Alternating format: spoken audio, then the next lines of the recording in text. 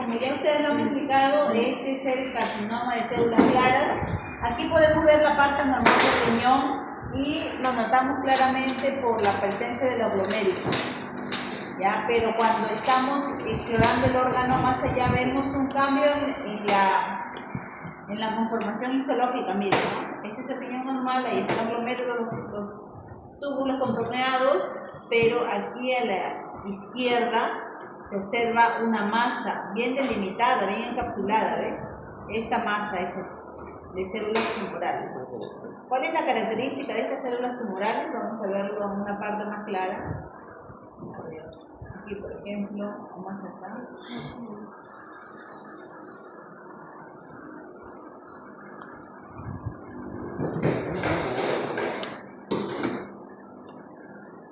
Ahí está.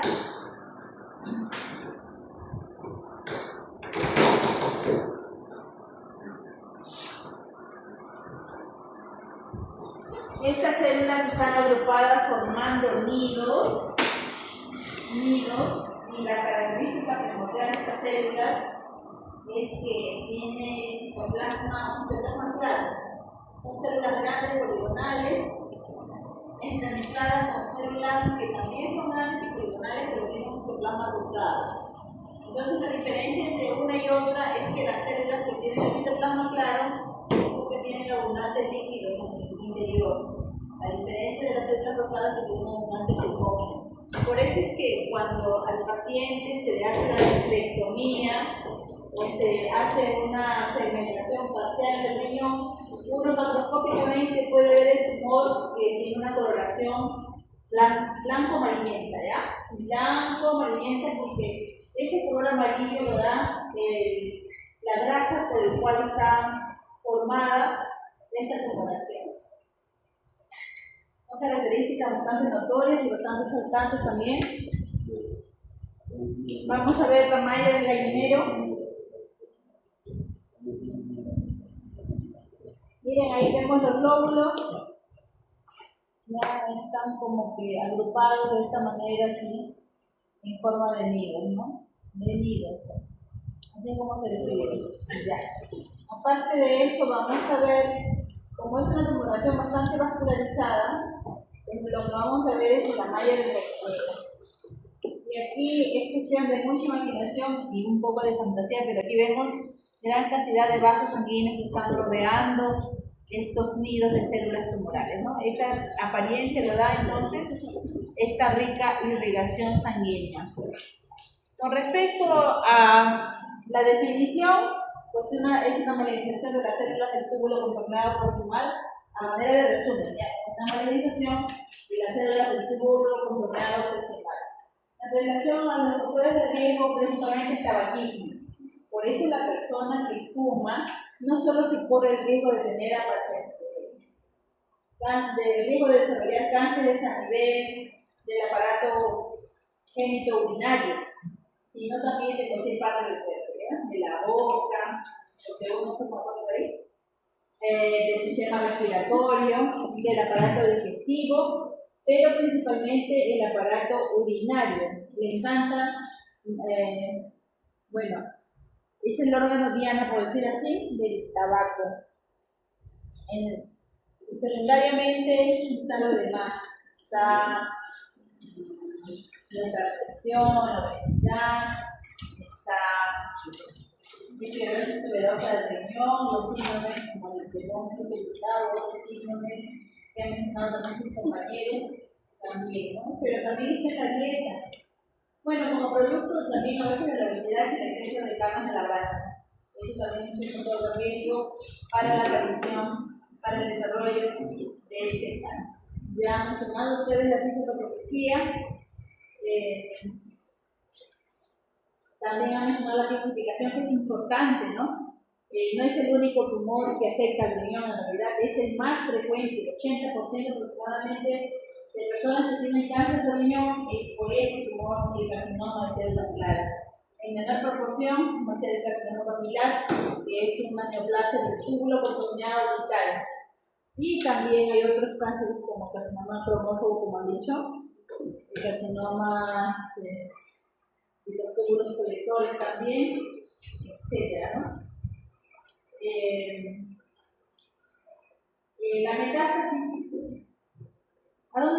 metástasis de cáncer?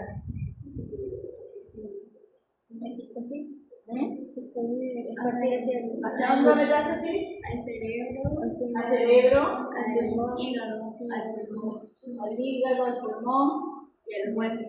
y a los huesos. Ya. Pero hay una diferencia, miren, acá está bien clara esta forma de. Aquí hay una parte donde están las células claras, ¿no? Y hay una parte donde están estas células rosadas en forma de nidos. Ya. Es cierto lo que habló su compañera, la metástasis principalmente es al hígado, pulmón, hueso, pero este tumor tiene una característica bien notoria, que tiene un crecimiento a través de los vasos sanguíneos. O sea, si este tumor experimenta un crecimiento en un polo renal y este tumor llega a alcanzar por la vena renal, lo que va a hacer es migrar o ir creciendo en forma de un cordón por la vena renal, luego sigue creciendo hacia la vena cava inferior y luego esta va a subir. Incluso se ha encontrado que ha llegado hasta la parte derecha del corazón, a la aurícula derecha. Entonces, a eso se refiere cuando dice que tiene invasión vascular. Eso es como una metástasis, pero de una forma macroscópica. Pero no es que sea metástasis, sino es que el crecimiento del tumor en cuanto alcanza la vena renal sigue a través de la luz vascular. Eso es, ¿ya? Aparte de su forma de metástasis, como nuestros compañeros, por vías sanguíneas que va a su órganos también y ya está mencionado. De ambos riñones, o sea, este tumor puede ser unilateral o puede ser bilateral, pero generalmente crece o se ubica en los polos superiores del riñón. Entonces, clínicamente, cuando alcanzan un determinado crecimiento, van a ser palpables, porque el cáncer coexiste con una pérdida de peso. Entonces, conforme crece el tumor, el cáncer va a ser más palpable, el tumor va a ser más palpable.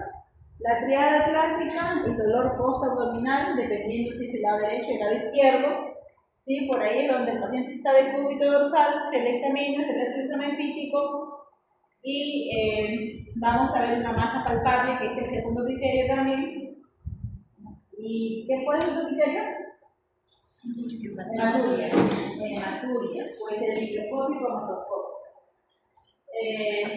¿Qué más síntomas es la triada clásica? Pero ves malestar general, pérdida de peso, poliglobulia, porque vamos a ver que hay el aumento de la eritropoyetina que hace que el riñón, la médula ósea produzca más glóbulos rojos, pero conforme pasa el tiempo y se vuelve más, el cáncer evoluciona mayor, evoluciona a un avance más, ¿qué le digo? El cáncer evoluciona hacia ser una vía de diseminación. O sea, en cuanto a la lesividad sigue creciendo.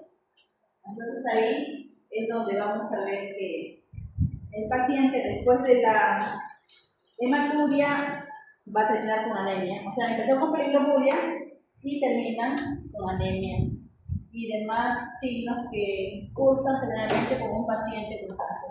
Al inicio no hay ningún síntoma. No hay ningún síntoma al inicio, ¿no? Cuando alcanza un determinado tamaño, recién empieza a presentarse los síntomas progresivos, incluyendo también la hipertensión arterial.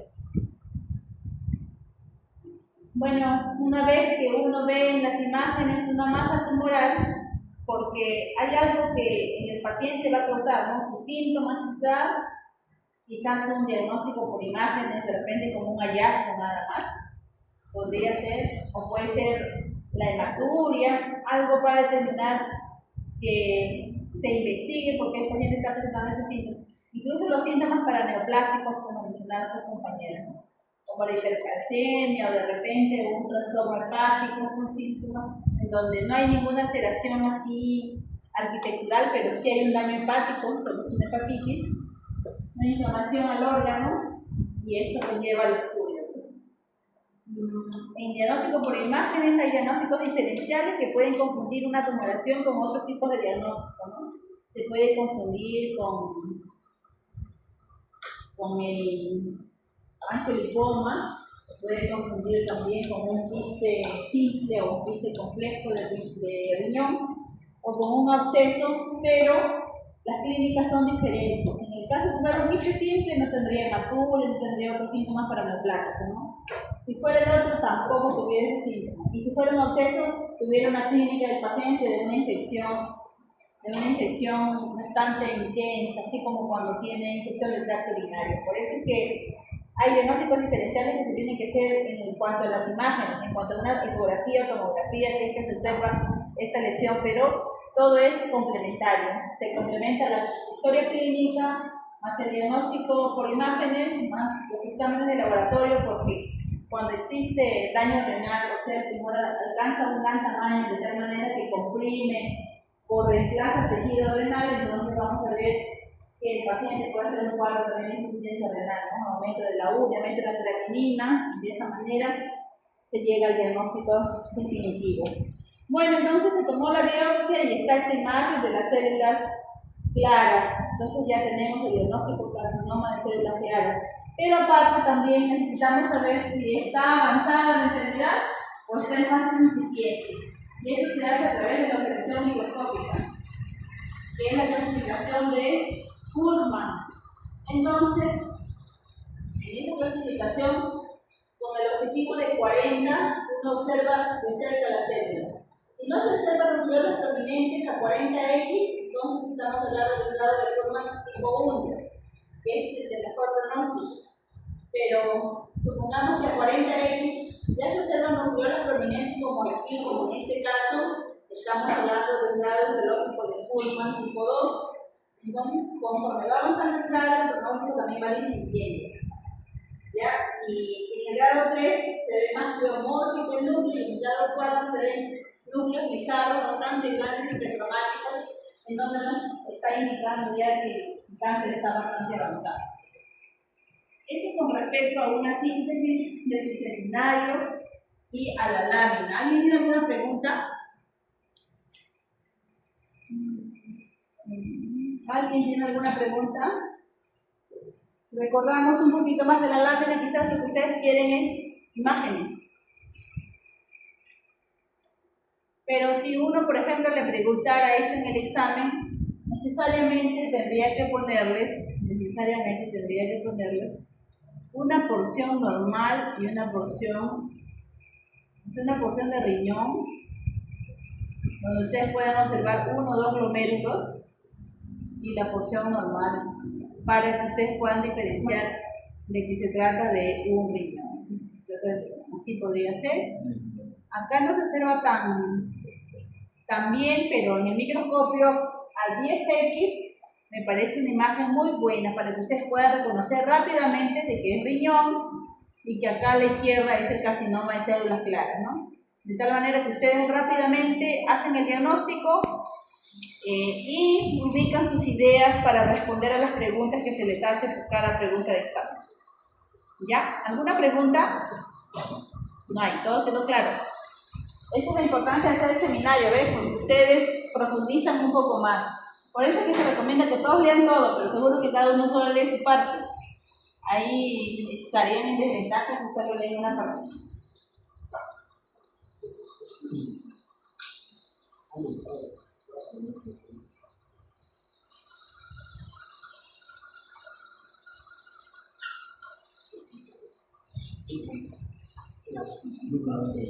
Este órgano es piel, como ustedes saben, ahí está la epidermis y la dermis, pero la característica principal de la lesión está en la dermis, porque vemos que acá, a nivel de la dermis, hay infiltrado inflamatorio y necrosis fibrinoide. ¿Qué es la necrosis fibrinoide? ¿Qué es la necrosis fibrinoide? ¿Alguien sabe? Por si acaso, al momento de corregir el examen, a veces hay que favorecerlo, porque si no se darían, pero con unas notas demasiado bajas. Pero necesito que ustedes respondan, que participen, para que yo poderme acordar al momento de la evaluación y decir, bueno, este chico siempre está activo, o esta chica, entonces corregir, de alguna manera apoyarles, pero están callados, entonces ¿cómo voy a acordar de ustedes? ¿Qué es la necrosis fibrinoide? ¿Alguien sabe qué es la necrosis fibrinoide? Rezago de fibras colágenas después de una necrosis coagulativa, por ejemplo, en parte. ¿Otra idea? Su mismo nombre lo dice, necrosis. O sea, es una muerte de tejido. Pero cuando decimos fibrinoide es una necrosis típica de los vasos sanguíneos. Entonces en la vasculitis lo que vamos a ver es una necrosis fibrinoide o necrosis de los vasos sanguíneos. Pero todo empieza de una manera diferente. Lo primero que vamos a ver es que hay una respuesta. Ya, la vasculitis es una respuesta de los vasos sanguíneos ante una determinada injuria. O sea, esto no es una enfermedad propia en sí que está en los vasos, no, sino alguna otra enfermedad predispone a que se formen anticuerpos y complejos circulantes que se depositan en los vasos sanguíneos y como cualquier depósito de inmunocomplejo es anormal en los vasos sanguíneos, va a despertar una respuesta inflamatoria. Entonces, ¿cuáles son las patologías que pueden ocasionar que se formen inmunocomplejos a nivel de los vasos sanguíneos? Hay toda una gama. Para empezar, las enfermedades infecciosas. Pueden ser bacterianas, virales, etc. Las infecciones bacterianas, los fármacos. A veces tomamos fármacos que nos pueden causar vasculitis. De repente los fármacos comunes como paracetamol, ibuprofeno, no. Pero quizás si tomamos otro tipo de fármacos o aumentamos la dosis, tengan estos efectos. Un gran grupo de enfermedades autoinmunes, en donde se incluye, por ejemplo, la artritis reumatoide, el lupus eritematoso, o las neoplasias. Una persona puede tener una neoplasia y como consecuencia la respuesta de su organismo va a ser una vasculitis. Entonces, y incluso hay un grupo más que se llama miscelánea, en donde no está incluido en ninguno de estos cuatro tipos, de estos cuatro grandes grupos de enfermedades, que también pueden influir o terminar en una vasculitis. Entonces, en otras palabras, el término vasculitis, itis es inflamación de los vasos sanguíneos, como consecuencia de algunos de estos grupos de enfermedades que le he mencionado, ¿ya? Eso es una respuesta, entonces, ante una determinada injuria. Entonces, ya hablamos de las enfermedades que pueden despertar esta respuesta. ¿Cuál es la fisiopatología? Bueno, pasando cualquiera de estas enfermedades, lo que va a suceder es que alrededor del vaso sanguíneo o del vaso sanguíneo se precipitan estos complejos circulares. Como es algo patológico, es algo anormal que no le corresponde al vaso sanguíneo como estructura normal, empieza a despertar una respuesta inflamatoria que al inicio va a ser de neutrófico, o sea, va a ser una respuesta inflamatoria aguda. Pero conforme pasa el tiempo, esto se va a cronificar. Se pone crónico y con el tiempo va a ser rechazada este infiltrado inflamatorio agudo por un infiltrado inflamatorio de tipo crónico. ¿Ya? Eso es lo que vamos a ver. Vamos a ubicar un vaso sanguíneo con un infiltrado inflamatorio alrededor. Aparte de necrosis fibrinoide, vamos a encontrar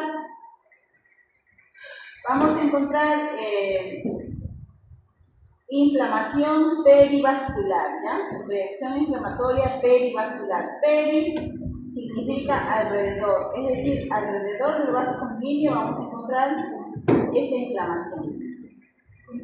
Por ejemplo, este es un vaso sanguíneo.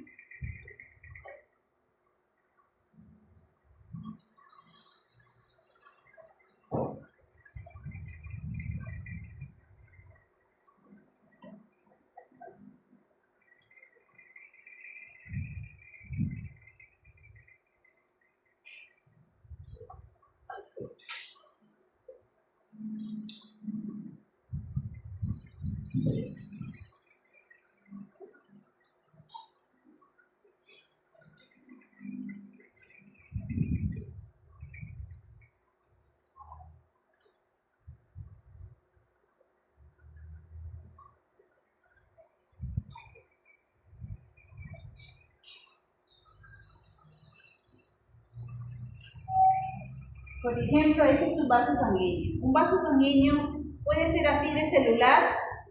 No, un vaso sanguíneo lo único que tiene es el endotelio internamente y lo demás es una capa muscular pequeña, una arteriola, ¿no? Pero aquí lo que estamos viendo ya es alrededor células inflamatorias. Entonces, cuando vemos este hallazgo, estamos hablando de una perivasculitis como característica principal de esta vasculitis, ¿ya? Asimismo, vamos a observar infiltrado inflamatorio. Cuando hay infiltrado inflamatorio, producto de la destrucción de los glóbulos blancos y los hematíes, vamos a encontrar también un polvo celular, un polvo nuclear que le dice Turilla, ¿no? Y aparte, donde ya no encontramos estructura de vaso sanguíneo, miren, acá no encontramos estructura de vaso sanguíneo, simplemente encontramos infiltrado inflamatorio y no hay estructura aquí de vaso sanguíneo, vamos a encontrar necrosis fibrinoide. ¿Ya? La causa principal en cuanto al tratamiento tiene que ser ubicar cuál es la causa que está ocasionando esta vasculitis. Asimismo, ¿cuál es la manifestación clínica? Porque acá estamos viendo que es una biopsia de piel. Pero lo que vamos a ver es que el paciente empieza a desarrollar unas lesiones tipo petequias, unos puntos rojos, principalmente en los miembros inferiores. En los miembros inferiores vamos a ver unos puntos rojos que estos pueden coalescer y juntarse, hacerse de un mayor tamaño, o también pueden formarse pápulas grandes, se pueden ulcerar, pueden tener heridas, que hay que hacer un diagnóstico diferencial, por ejemplo, con una úlcera varicosa, porque las personas que tienen problemas de varices también se puede ulcerar y tener una herida, una úlcera en la pierna, ¿no? Entonces acá también, en los casos graves, estas petequias pueden ponerse como una pápula tipo púrpura y pueden juntarse, también pueden ulcerarse y estos pacientes pueden tener sus piernas así con heridas, ¿no? Tenemos que hacer un buen diagnóstico, pero para el tratamiento principal tenemos que ubicar la causa, es decir, el agente etiológico que causó este cuadro de vasculitis.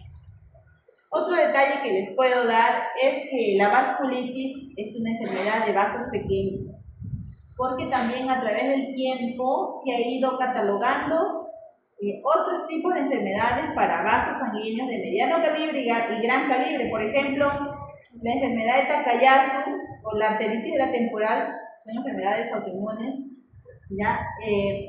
Afectan vasos grandes, por ejemplo la aorta, así, ¿no? Son vasos de diámetro grande. También tenemos otras enfermedades que afectan los vasos de mediano calibre, como por ejemplo en la poliarteritis nodosa, en la enfermedad de Kawasaki, se afectan vasos sanguíneos de mediano calibre. Pero aquí en la vasculitis cutánea o en la vasculitis leucocitoclástica, lo que se van a afectar son vasos de calibre pequeño. Por eso acá podemos mostrar aquí en la dermis de la piel la vasculitis leucocitoclástica o vasculitis cutánea. ¿No se habrá alguna pregunta? ¿Preguntas? ¿Todo quedó claro? ¿O no se entendió nada? ¿Puede ser causante de arteriosclerosis? Arteriosclerosis. ¿Podría ser? Sí, porque la mayoría de enfermedades causan. No, pero arteriosclerosis, a ver, la arteriosclerosis es la. Mira, una cosa es la arteriosclerosis y otra cosa es la arteriosclerosis. Ajá, ¿cuál es la diferencia? La arteriosclerosis es cuando la placa de ateroma, se forma una placa de ateroma en las partes. Arteriosclerosis es cuando se esclerosan los vasos sanguíneos producto de la edad, más que todo es por una calcificación distrófica, pero la arteriosclerosis es la presencia de una placa de ateroma dentro del vaso sanguíneo. Podría ser el causante, pero ahí estaríamos, esas enfermedades no pueden afectar grandes vasos. La vasculitis afecta vasos pequeños, no se olviden, ¿ya? Vasos pequeños, de pequeño calibre. ¿Alguna otra pregunta?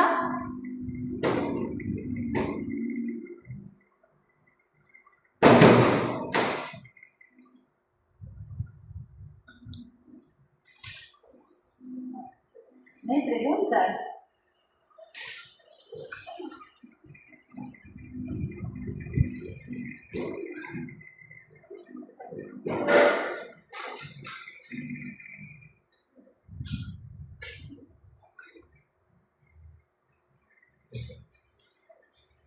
A ver, ¿qué órgano es este?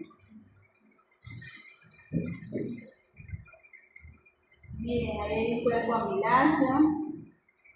Son glándulas dilatadas, más glándulas, el estroma fibromuscular ensanchado, con pocos inflamatorios. Todo va bien, parece una hiperplasia benigna de próstata, pero cuando vamos acá, encontramos estas glándulas más pequeñas. Entonces, ¿qué diagnóstico es?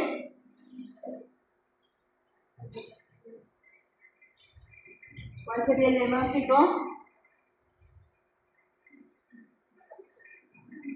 A ver, chicos, hablen, participen. Oye, ¿qué pasa con ustedes? ¿Están mudos?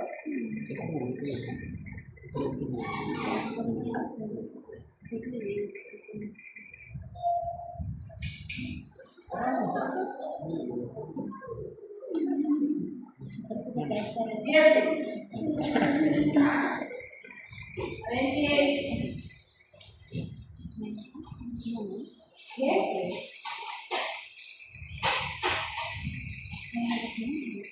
¿Qué es? Son glándulas prostáticas. ¿Qué es? Claro, ¿por qué no? Ya, miren, al respecto, les voy a mencionar lo siguiente.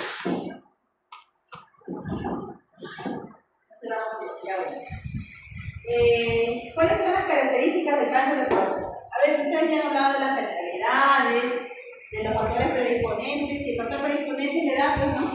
Mientras más edad, mayor es el riesgo de tener cáncer. Han hablado de la herencia, el antecedente genético, un familiar que tenga cáncer, la persona que tiene en la descendencia tiene más riesgo de tener cáncer. ¿Qué más? Más que todo es los andrógenos, ¿verdad? La testosterona es el causante de este cuadro. Así es. Ahora, patológicamente nosotros tenemos el diagnóstico. ¿Cuáles son las características fisiopatológicas? Están ahí. Glándulas tumorales. Glándulas irregulares, ¿qué más? Pequeñas. Bueno, entonces pequeñas, nada más pequeñas. Para empezar, ¿son glándulas benignas o glándulas malignas? ¿Ah? ¿Y cómo reconozco que es una glándula maligna? ¿Y cómo se tiene una hiperplasia benigna de próstata? Mire, para empezar, el cáncer de próstata no es notorio. Esta glandulita es pequeñita, ¿no? Miren, los núcleos. Pero no es como cuando hemos visto un cáncer de colon, por ejemplo, donde vemos el tumor esquirro, la hipercromasia, la irregularidad. Acá no, acá es bien tenue.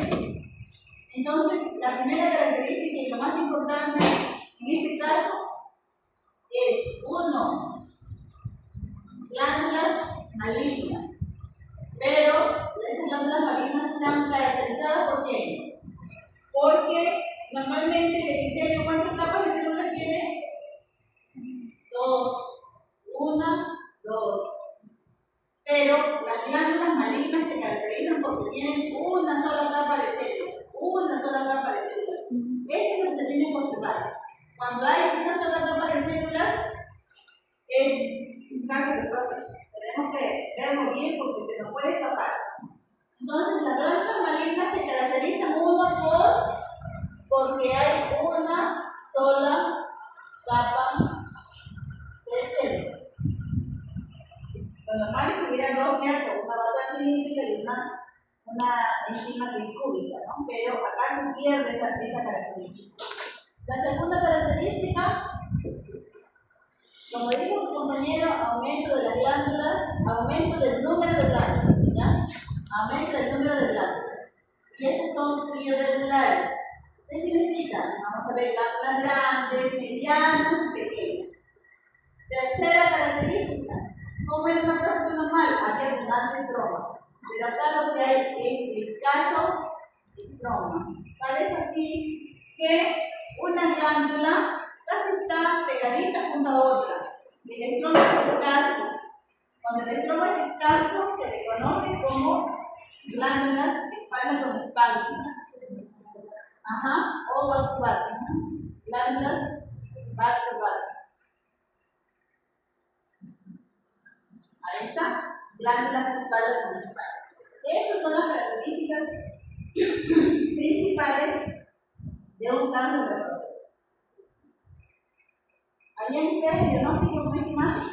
Miren, un HPV puedo ver esto, pero esto es típico de un cáncer de próstata. Son sus pequeñas glándulas. ¿Qué otra cosa no tenemos que ver ahí?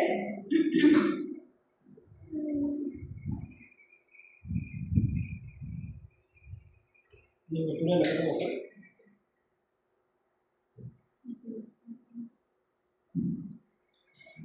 Ya tengo el diagnóstico ahí.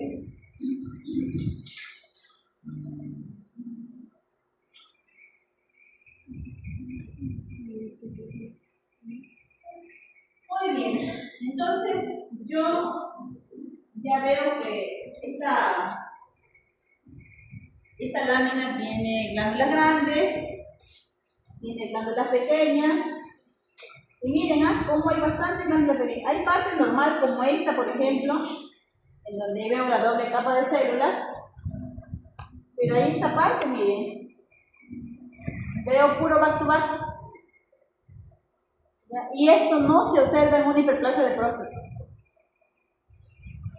Es claro, y puede coexistir la hiperplasia de próstata con cáncer también. Eso no hay ningún problema. Acá están los cuerpos amiláceos, pero entonces lo que llama la atención es la única capa de células. No hay más, está muy clarito. Ya. Ahora, vamos a lo segundo. Yo reviso toda la lámina y efectivamente pues tiene glándulas normales entremezcladas con glándulas patológicas, como esta, por ejemplo. Como esta, por ejemplo. ¿Ya? Ahí está. Me quedo aquí. Ya, entonces, ahora ustedes hacen el diagnóstico y dicen adeno, carcinoma, implante de próstata,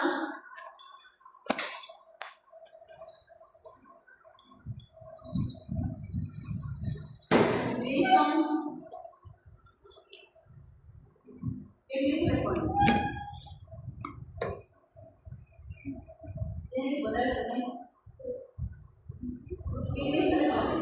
¿El Gleason de cuánto a cuánto es? 16 a 10. 5, 16 a 10. 10. ¿Qué dicen? ¿Cómo se acuerdan? De 1 al 5 al 10. 10 a 10. Ya, entonces para unificar, una cosa es el patrón del mismo, ¿ya? Una cosa es el patrón del mismo. Y otra cosa es la escala o puntuación del mismo.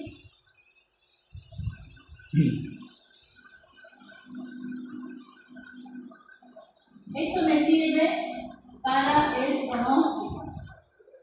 Entonces el patólogo tiene que decir que es un cáncer y también tiene que decir el pronóstico. ¿Cómo se saca el pronóstico? Nosotros, Gleason estableció que había 5 patrones. 1, 2, 3, 4, 5. Cada patrón tenía una característica, varias características, pero solo nos vamos a concentrar en las glándulas. ¿Ya? Cuando un paciente tiene cáncer, bueno, cuando recibe el cáncer es incipiente, podría decirse, es el patrón 1. El cáncer va avanzando, patrón 2, patrón 3, hasta que el último patrón es el 5, ¿ya? Pero para que yo sepa que el cáncer es incipiente, sus glándulas son grandes. Las glándulas prostáticas son grandes, tienen bastante luz. Tiene una sola capa de células, porque el cáncer, aquí el cáncer se pierde la doble capa, ¿no? Vemos que tiene una sola capa de células, pero las glándulas son grandes. Pero yo sé que por esta característica son malignas, pues nada más, porque no tiene otra característica más llamativa.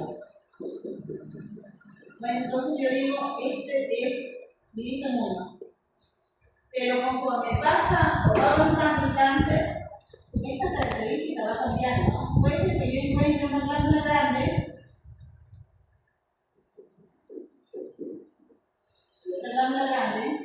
estoy haciendo como un resumen, pero empiezan a aparecer las glándulas más pequeñas.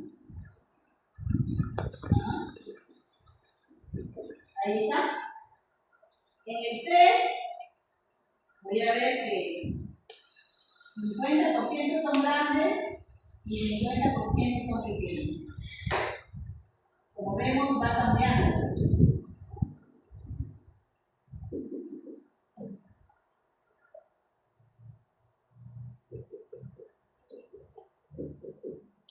En el 4 predominan las pequeñas.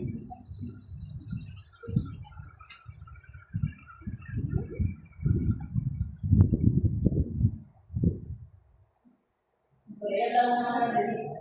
Y en el 5 hay puras pequeñitas. Con el caso estómago.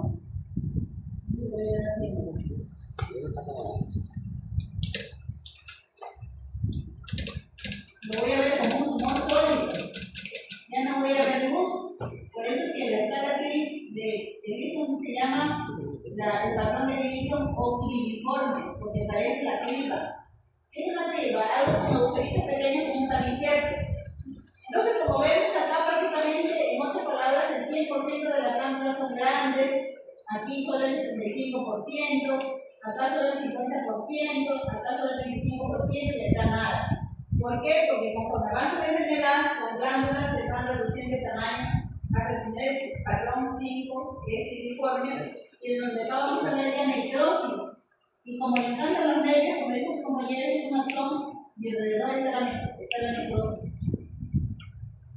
Ya, ahora, yo una vez el patólogo que fija esto, existe que tengo que evaluar, pues, ¿qué es lo que predomina acá? ¿Predominan las pequeñas o predominan las grandes? Sí, pero como todavía hay grandes, entonces para mí sería 3, ¿cierto? Entonces mi patrón, ya evalué toda la biopsia, mi patrón predominante sería el 3, el que predomina, pero tengo que evaluar el segundo patrón predominante. Y quizás yo lo que voy a observar siempre es, en la mayoría de los casos, un primero, cerca de un segundo transformándose en un tercero, un cuarto, un cuarto, y porque están transformándose. Bien difícil que yo encuentre uno de grado 1 y grado 5. A menos que haya un poco diferentes cuerpos de cáncer. Entonces, puede ser que mi patrón predominante sea el 3 y el siguiente patrón el 4, ¿no? Entonces yo sumo 3 más 4, 7. Pero puede ser que yo encuentre pura glándulas grandes, en todo. Entonces yo pongo patrón 1 más, no hay patrón predominante siguiente. Todos son grandes, no encuentro ninguna chiquita, 1 más 1. Sería 2. O puede ser que encuentre el patrón 2, pero ya hay cierto porcentaje de pequeñas. Entonces sería 2 más 3. Esto es lo que yo veo, este es el más frecuente y este es el patrón que le sigue. ¿Ya? No es el menos frecuente, sino el que le sigue la frecuencia. Yo ya tengo acá mi escala de función de Gleason. Entonces, ¿cuál es el mínimo puntaje de la escala de Gleason? 2. Entonces, del 2 al 6, yo digo que es buen pronóstico. El 7, después decimos el pronóstico, vamos a ponerlo bien diferenciado. Y el bien diferenciado automáticamente me dice que es de buen pronóstico. O sea, si le doy tratamiento, probablemente el paciente tenga una buena sobrevida a los 5 años. Pero si tengo mi puntaje de Gleason 7, es medianamente diferenciado. Mi pronóstico, por lo tanto, también será mediano, pero de hecho va a bajar en relación a lo primero, ¿no? También es medianamente de buen pronóstico. Pero cuando tiene de 8 a 10, es indiferenciado. O mal diferenciado, ¿qué se llama? Entonces, esto es de mal pronóstico. sea mi paciente quizás solo calidad de vida, porque ya comprometió y hizo metástasis, ya hizo metástasis, ¿no? Entonces, hemos evaluado este primer caso. ¿Cuántos estudios hizo? Ajá, primero 7. Gleason 7. Y entonces el Gleason 7 es medianamente diferencial.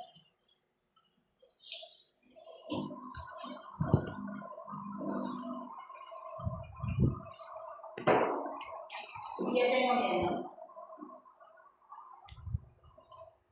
¿Hay alguna pregunta al respecto? ¿Se entendió? ¿Sí se entendió? ¿Me está entendiendo? Otra cosa que tienen que saber es el PSA. ¿Cómo me sirve bien el PSA? El PSA lo normal es de 0 a 4 nanogramos por decilitro. Pero cuando está mayor de 4, entonces el PSA total ya no es suficiente, hay que hacer el PSA fracción libre, que es de 0 a 1 nanogramos por decilitro. Cuando está mayor de 4, entre 4 y 10, hay que hacerle el PSA libre. ¿Para qué? Para establecer el cociente PSA libre sobre el total. Entonces, cuando me salga el resultado, yo tengo que dividir el valor del resultado PSA libre sobre el total. Cuando me sale mayor de 0.2, es benigno. Entonces, ¿cuál es de lo más benigno? Es probablemente un HBP, ¿no? Nada más. Pero si el cociente me sale menor de 0.2, entonces probablemente sea maligno, sea un cáncer de próstata. Para eso me sirve el PSA. Yo cuando voy a diagnosticar cáncer de próstata, no solo tengo que irme como, o sea, si yo sospecho de alguien que tenga cáncer de próstata o quiero hacer un estudio de alguien que tenga cáncer de próstata, ¿le tengo que hacer la biopsia de inmediato? No, es una prueba invasiva, tiene todo su protocolo. Nadie decente que va a hacer la biopsia. Primero empiezo con historia clínica, luego empiezo con PSA. El PSA es importante. Luego con diagnóstico por hemátomo, una ecografía, ¿no? Principalmente. Y dentro de la historia clínica, un tacto rectal.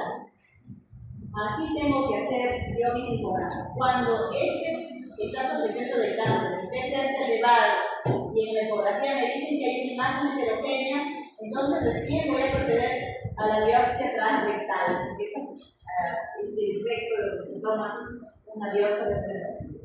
¿Ya? Y por eso es que yo tengo que ver la historia clínica. ¿Cuál es la historia clínica del paciente? No hay síntomas, pues. No hay síntomas, porque en el caso de próstata, el crecimiento es a nivel del lóbulo central, por eso se obstruye la piel. Pero en el cáncer no siempre es así, porque generalmente como crece a nivel periférico, crece. Y ahí es donde no obstruye nada. Y a veces nos damos cuenta que pasa la verdad, que pasa la verdad de la ¿qué más? Pueden coexistir cáncer de próstata con hiperplasia benigna de próstata. O sea, puede ser que el paciente también tenga síntomas irritativos, tenga síntomas obstructivos y que a su vez coexista en la lóbulo central de hiperplasia de próstata, pero en la periferia cáncer. Y es por eso importante el tacto rectal, porque si esta es la próstata, solo me separa. Ya miren, el colon tiene una pared delgada. Este difuño es la próstata. Y el colon tiene una pared delgada. Por eso que cuando uno introduce el dedo puede palpar, ¿no? Porque hay una pared delgada que me permite ver la consistencia, sentir la consistencia de la próstata. Como debe ser como la punta de mi nariz, yo quizás vea algo más pétreo, más duro. Más que todo eso. Cuando es HPP, más que todo es irregular, porque la hiperplasia de próstata es irregular. Pero en el caso de cáncer, lo que aumenta es la consistencia. Y al hacer el cáncer rectal, la consistencia es completamente dura, perfecta. Esa es la característica principal. Bueno, ya tienen el PSA, que es un marcador tumoral, para diagnóstico, solo para diagnóstico, a excepción del PCR, que es el antígeno prostático específico, que sí ayuda al diagnóstico de cáncer de próstata, especialmente cuando los valores son mayores de 200. Bueno, el tratamiento será pues una prostatectomía. Cuando una persona tiene una hiperplasia de próstata, la cirugía es adenomectomía, es decir, entra el urólogo y saca la próstata. Saca una parte nada más, la parte que creció, pero la parte que está penetrada no lo saca. Sin embargo, cuando el paciente tiene cáncer de próstata, ahí sí es necesario hacer una prostatectomía donde sacan toda la próstata, incluyendo la cápsula que está entrelazada con la uretra. Por eso que el paciente termina con incontinencia urinaria. Pero es mejor eso al cáncer, mejor eso que el cáncer. Y también la orquiectomía. ¿Qué es la orquiectomía? Orquiectomía, que es la extirpación de los testículos. Orquiectomía. Ahora está bastante bonito, bastante amplio, porque no sé si tienen alguna duda. Entonces, ¿en qué estadio donde aparecen los problemas renales? Los problemas renales es que no necesariamente tienes que tener cáncer para tener problemas renales. Un HBP puede causar problemas renales porque si este es tu riñón,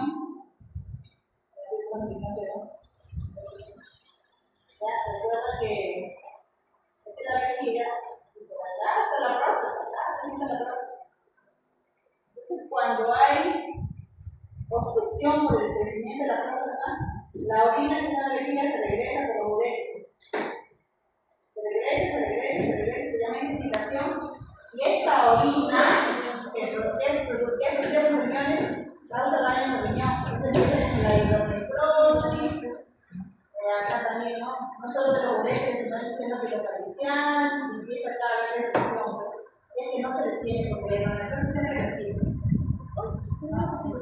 Pero cuando hay de larga, empieza a producir daño renal y posible.